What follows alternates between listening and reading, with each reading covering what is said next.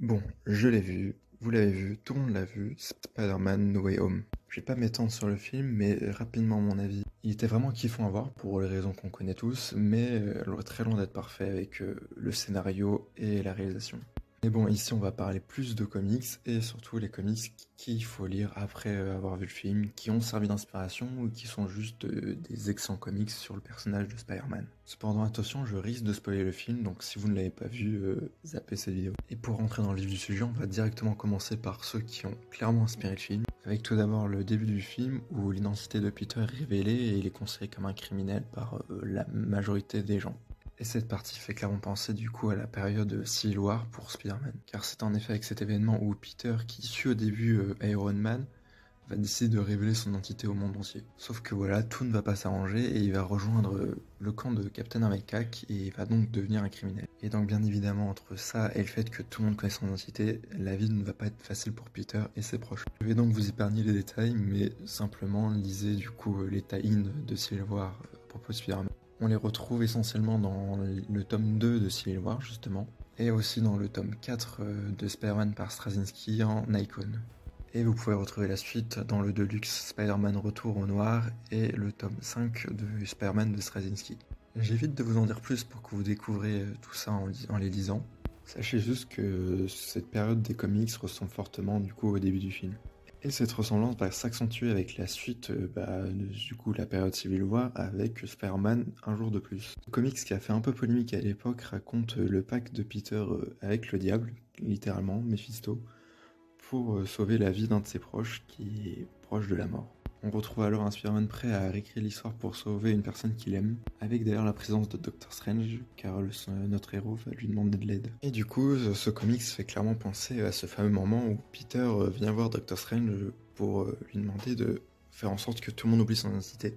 Car on retrouve au final dans ces deux histoires un Peter Parker qui essaye de faire en sorte que le monde oublie son identité et de revenir un peu en arrière, avec dans le film Doctor Strange et du coup dans le comics Mephisto.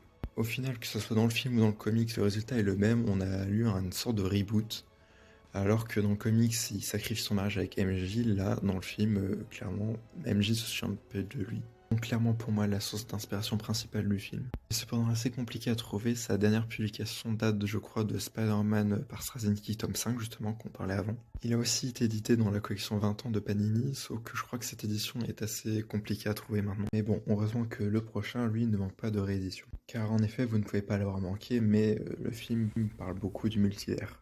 Et quoi de mieux qu'à propos du multivers de Spider-Man que Spider-Verse. Écrit par Dan Slott, dessiné par Olivier Coipel et Giuseppe Camuncoli. On retrouve ici Peter Parker qui doit combattre avec les Spider-Man de différents univers, les héritiers, qui sont grosso modo des vampires qui veulent manger tous les Spider-Man de l'univers justement. Le tout est vraiment fun, ultra divertissant. On retrouve tous ces Spider-Man qui échangent entre eux et qui doivent se battre ensemble. Évidemment ultra touchant, je pense particulièrement aux échanges entre Peter et la Spider-Gwen.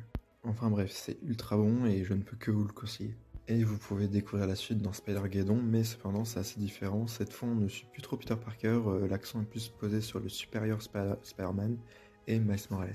C'est clairement moins bon que Spider-Verse, et c'est du coup moins important à lire, mais ça reste fun, avec par exemple l'apparition du Spider-Man PS4, et techniquement la première rencontre entre le Spider-Man d'Andrew Garfield et de Tom Holland. Et on peut rajouter à cela le comics Spider-Man, racontant la première rencontre entre le Spider-Man de l'univers principal et Miles Morales qui vient du coup de l'univers Ultimate. Histoire assez touchante à lire, très bonne aussi. Au final, l'échange entre Peter et Miles me fait beaucoup penser à l'échange que Tom Holland a avec Andrew et Toby. Donc c'est pour ça que je le place ici, étant donné que ça fait plutôt écho au film. Et je vais maintenant vous parler des comics Spider-Man à lire sans que ça soit forcément lié de près ou de loin au film. Pour commencer le comic Spider-Man Un jour nouveau, je pense qu'il n'y a clairement pas mieux pour commencer sur Spider-Man, étant donné que c'est clairement un reboot. Faisant suite à l'arc Un jour de plus que j'ai parlé un peu plus tôt, au final ça fait clairement penser à la fin du film, car là on assiste vraiment à un reboot suite justement au pacte fait avec Mephisto. Il y a aussi du coup Ultimate Spider-Man qui est une réécriture du personnage, mais qui est cependant un peu plus difficile à trouver. On retrouve les premiers numéros dans l'édition Must Have, sinon c'est édité en omnibus, qui est donc plus cher. Donc je vous conseillerais surtout de lire les débuts, sauf si vous êtes vraiment intéressé. Aussi pour être plus actuel, le Spider-Man Fresh Start par Nick Spencer, qui est au final le point d'entrée le plus récent pour le personnage, mais cependant il y a quand même du vécu derrière, on fait pas table rase du passé. Donc c'est peut-être un peu plus compliqué pour les néophytes. Il y a aussi l'histoire d'une vie qui est un what if concrètement, qui raconte du coup la vie de Spider-Man s'il avait vieilli normalement depuis sa création dans les années 60. Il est considéré comme un des nouveaux chefs-d'œuvre sur le héros et je suis plutôt d'accord avec ça. Et le meilleur bon plan de Spider-Man sera en mars avec une collection à petit prix de récicules sur le personnage. C'est pour 7 euros, vous pouvez retrouver la mort de Gwen ou la dernière chasse de Kraven. C'est donc plein de récicules à retrouver, dont d'ailleurs justement Spider-Verse et Spider-Man qui seront dans cette collection. Ça sort en mars, donc ne ratez pas, c'est vraiment le meilleur point d'entrée pour lire du personnage. Enfin bref, j'espère que cette vidéo vous a été utile. J'ai pas voulu aller dans les détails pour vous laisser découvrir par vous-même. En tout cas, n'hésitez pas à me retrouver sur Instagram et de vous abonner à la chaîne pour voir la prochaine vidéo qui sortira sûrement d'ici un an, même plus.